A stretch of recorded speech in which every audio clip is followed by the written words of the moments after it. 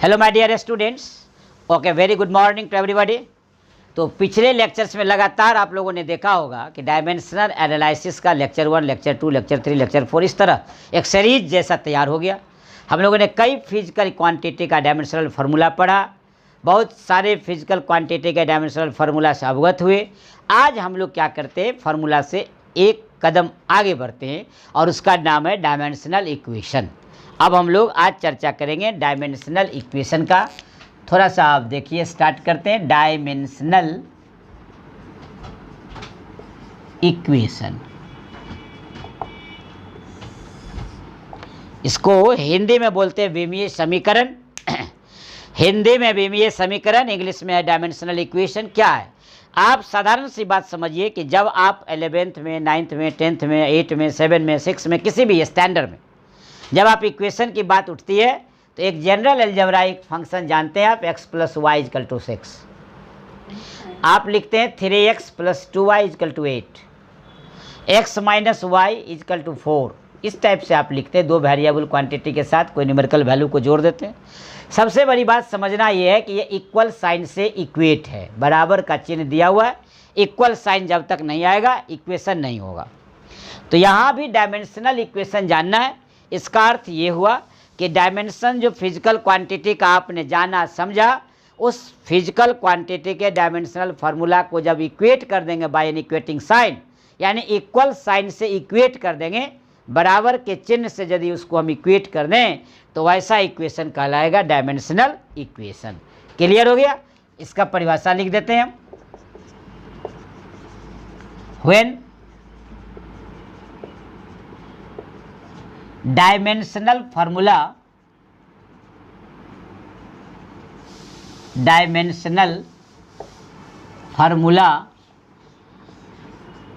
Of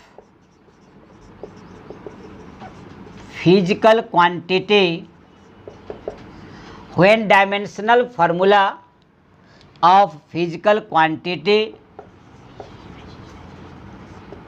is equating by an equal sign, when dimensional formula of physical quantity is equating by an equal sign, then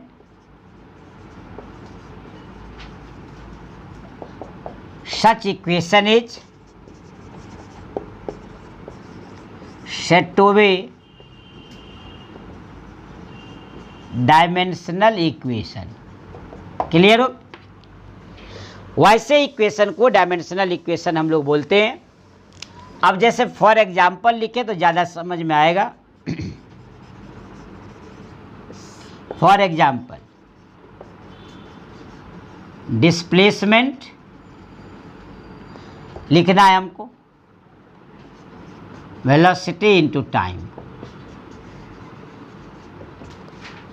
देखिए velocity का dimensional formula LT-1, time का T। अभी आपको याद नहीं होगा, कोई बात नहीं, आप पीछे के लेक्चर्स को देख लेंगे। आप पिछला लेक्चर्स में देखेंगे, सब मिल जाएगा, वेलोसिटी, टाइम, डिस्प्लेसमेंट, ये सब का सब चार्ट दिया हुआ है, इसीलिए आराम से। अब देखिए इसको कैंसिल आउट कर दीजिए, T से T कैंसिल हो गया, क्या हो गया L, और डिस्प्लेसमेंट का खुद लिखा हुआ है आपको L। अब देखिए L = L आ गया, तो ये डायमेंशनल इक्वेशन कहलाया। क्लियर हो गया कि dimension formula of physical quantity is equating by an equal sign, then such equation is said to be dimensional equation. Displacement = velocity into time, यानी वेलोसिटी हो गया LT-1 × T, और T से T cancel, L हो गया, यानी L = L आ गया। तो इस तरह आप पहला एग्जाम्पल देख लिए। क्लियर हो गया? सेकेंड देख लीजिए, हम लिखते हैं काइनेटिक एनर्जी। काइनेटिक एनर्जी का फॉर्मूला 9th क्लास में पढ़ के आए आप, ½ mv²। काइनेटिक एनर्जी है 9th क्लास में, work energy power ½ mv²। Dimension भरना है आपको। देखिए डायमेंशनल, हाफ का तो डायमेंशन होगा ही नहीं, नंबर का कोई डायमेंशन नहीं होता है, इसलिए हाफ तो साफ हो गया। तो हाफ का कोई डायमेंशन नहीं, m हो गया मास m, और v हो गया LT-1, और स्क्वायर है तो 2 से मल्टीप्लाई हो गया। फाइनल क्या हो गया, ये m L2 T-2। देखिए m L के पावर 2 और t के पावर -2 हाँ हो गया, 1 से गुना हो गया, -1 से 2 का तो -2 हो गया इस तरह। और एनर्जी का पहले से जानते हैं आप, एनर्जी लिखा हुआ आप देखेंगे ml2 t-2, देखिए इक्वल हो गया। इस तरह आप क्या देख रहे हैं कि जब dimensional formula of physical quantities equating by an equal sign then such equation is said to be dimensional equation. Clear हो गया होगा। अब हम लोग आगे की बात करते हैं। अब हम लोग बहुत ही मोस्ट इम्पोर्टेंट, इसलिए देखिए एकदम ग्रीन सिग्नल देते हुए 5 स्टार यूज हो रहा है, ग्रीन सिग्नल। अब देखिए हम लोग बता रहे हैं principal of homogeneity, principal of homogeneity, ये आपका हो रहा है समानता का सिद्धांत। बहुत इंपॉर्टेंट टॉपिक है, ध्यान रखेंगे आप। क्या कहता है प्रिंसिपल ऑफ होमोजेनिटी, इस पर नीट में जेई में क्वेश्चन आता है। यानी principal of homogeneity is very important part of dimensional analysis, इसलिए ध्यान रखेंगे, इस पर भी कंसस होइएगा आप। देखिए प्रिंसिपल ऑफ होमोजेनिटी, समानता का सिद्धांत, नाम है होमोजेनिटी, समानता। इसका अर्थ ये हुआ कि कोई भी फिजिकल इक्वेशन है, उसके प्रत्येक टर्म का डायमेंशनल फार्मूला यदि सेम है, यदि कोई भी फिजिकल इक्वेशन है और उसके प्रत्येक टर्म का डायमेंशनल फार्मूला सेम है, तो हम मान लेते हैं कि ये प्रिंसिपल ऑफ होमोजेनिटी को ओबे करता है। अब ये देखना है हमको कि हर एक टर्म का डायमेंशनल फार्मूला सेम है या नहीं, तो ध्यान देना है। पहले इसकी परिभाषा लिख लें तो ज़्यादा अच्छा। If the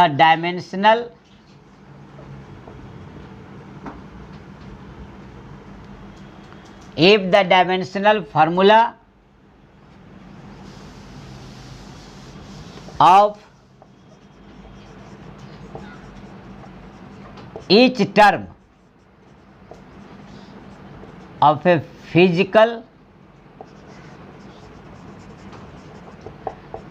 equation is same if the dimensional formula, ध्यान रखेंगे ये फार्मूला है, of each term of a physical equation is same,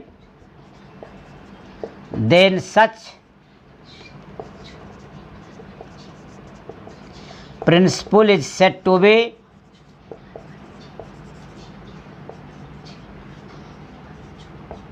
principal of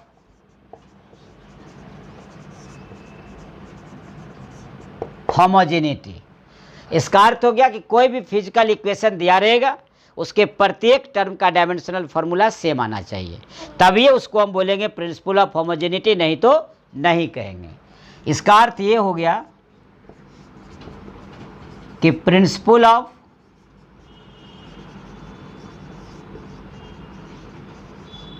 homogeneity is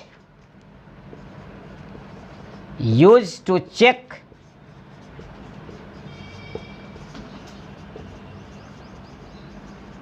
the correctness of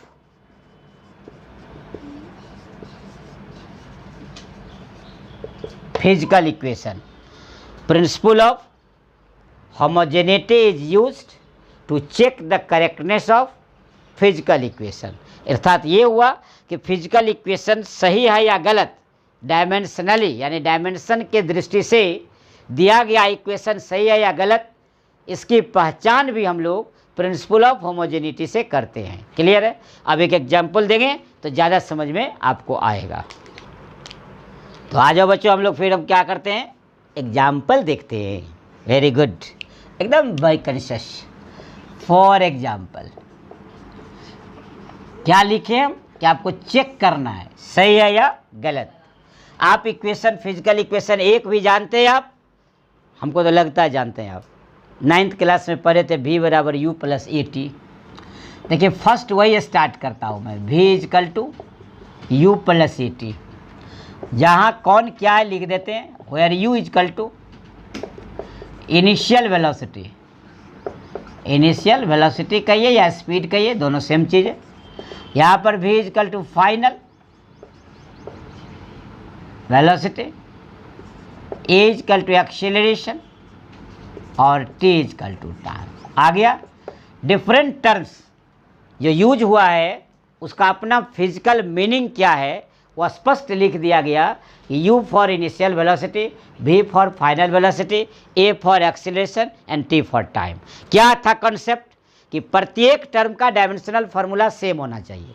each term of physical equation dimensional formula यदि consist करता है same, तब ये वो प्रिंसिपल ऑफ होमोजेनिटी को पालन करेगा, नहीं तो नहीं करेगा। तो हम लोग देख लेते हैं डायमेंशनल फार्मूला ईच टर्म निकाल करके। अब नाउ डायमेंशनल फार्मूला ऑफ पहला टर्म भी है, देखिए ये तो वेलोसिटी है, वेलोसिटी का जानते हैं आप LT-1। Dimensional formula of U, ये ऐसे ऐसे लिखने का मतलब सिमिलर, हाँ ये मत सोचिए कितना लिखा जाएगा, इसीलिए सेम कर दिए। U इजकल टू, चूँकि ये भी वेलोसिटी है इसलिए LT-1। अब देखिए थर्ड टर्म में आते हैं हम। थर्ड टर्म में फिर dimensional formula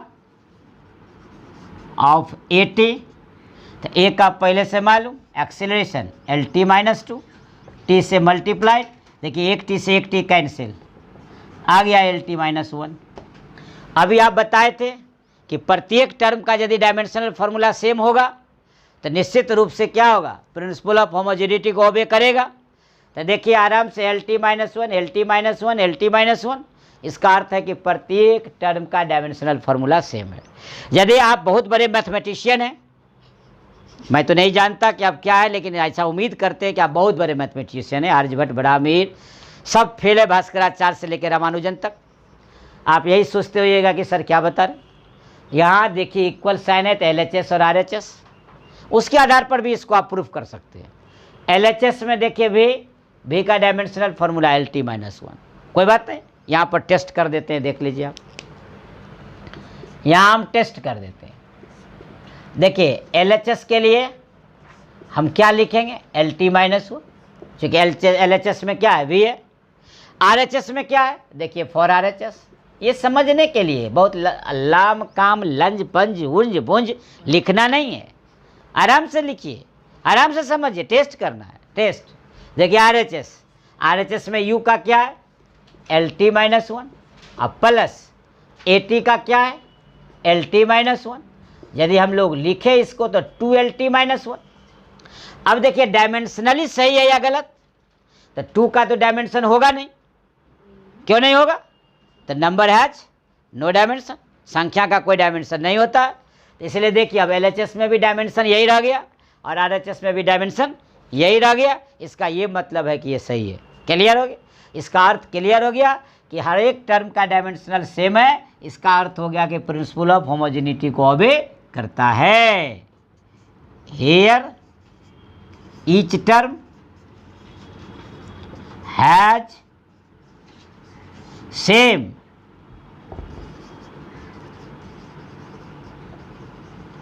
dimensional formula, so it follows principle of homogeneity and the given equation is correct, and the given equation is dimensionally correct, is dimensionally correct हो गया। ये क्लियर हो गया। तो इस तरह आपने देखा कि डायमेंशनली ये क्या हो गया, करेक्ट हो गया। अब हम लोग क्या करते हैं, दूसरा एक देख लेते हैं, तब जाकर विश्वास बढ़ेगा और कॉन्फिडेंस ज़्यादा डेवलप कर जाएगा। फॉर एग्जाम्पल नंबर अब 2 दे देते हैं, S equal to UT plus half AT²। ये आप फार्मूला प्रूफ किए थे, आपकी याद होगा कि 9th क्लास में जब रहे होंगे आप, तो S बराबर UT प्लस हाफ AT² को भी देखे होंगे आप, जहाँ पर S क्या है, रिकैप कर देते हैं हम, डिस्टेंस है ये आपका। S जो था वो डिस्टेंस ट्रैवल्ड था। U तो अभी आप देखे ही थे, इनिशियल वेलोसिटी है। T क्या है, टाइम है। टाइम टेकन जितना समय लिया हो, और ए एक्सीलरेशन है। क्लियर हो गया? अब जब एस सब निकाल दिए SUTA, तब आप गौर से देखिए श्रीमान आप लोग कि हमको प्रूफ करना है। तो नाउ प्रत्येक टर्म का डायमेंशनल फार्मूला सेम होना चाहिए। ईच टर्म का जो डायमेंशनल फार्मूला है वो क्या होना चाहिए? सेम होना चाहिए। तो नाउ डायमेंशनल फार्मूला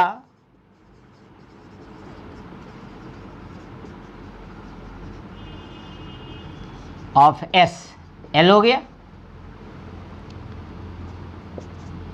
फिर डायमेंशनल फार्मूला ऑफ UT, देखिएगा ध्यान से, UT U का क्या हो गया? वेलोसिटी LT-1, अब मल्टीप्लाइड बाय T से T कैंसिल, देखिए L आ गया। फिर आते हैं हम लोग dimensional formula of half AT²। देखिए हाफ का तो होगा नहीं, तो हाफ को तो साफ कर दिया जाए, क्योंकि इसका कोई डायमेंशन नहीं होता है। ध्यान रखेंगे, नंबर हैज नो डायमेंशन। तो बच गया A। तो एक्सीलरेशन का क्या हो गया? एक्सीलरेशन का हो गया LT-2, और T² है तो फिर T2। देखिए T2 से T-2 कट गया, फिर L। क्लियर हो गया? यहाँ लिख देते हैं since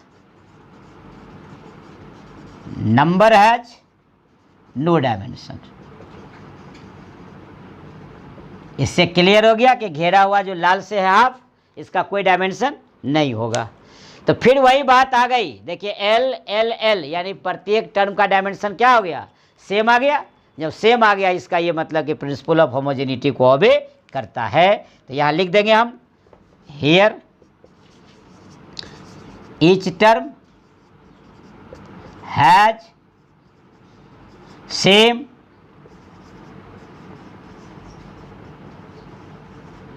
dimensional formula, so it follows principle of homogeneity and the given equation is correct. इस तरह आपने क्या देखा? प्रिंसिपल ऑफ होमोजेनिटी के एग्जाम्पल्स देखा। अब देखेंगे हम लोग कि इसके आधार पर जो अभी हमने बताया कि नीट या JEE में क्वेश्चन पूछे जाते हैं मेडिकल और इंजीनियरिंग में, और आपको सोल्व करना होता है, तो हम लोग इस प्रिंसिपल ऑफ होमोजेनिटी का इतना अधिक उपयोग है कि मेडिकल और इंजीनियरिंग तक आपको पहुंचाता है। तो हम लोग इस आधार पर कुछ प्रॉब्लम्स को देखेंगे, लेकिन इसके लिए आपको करना होगा इंतज़ार। तब तक लेते हैं आपसे हम सुविधा। रखें आप अपना भी ख्याल। Take your self. सबा खैर। मिलते हैं अगले लेक्चर में।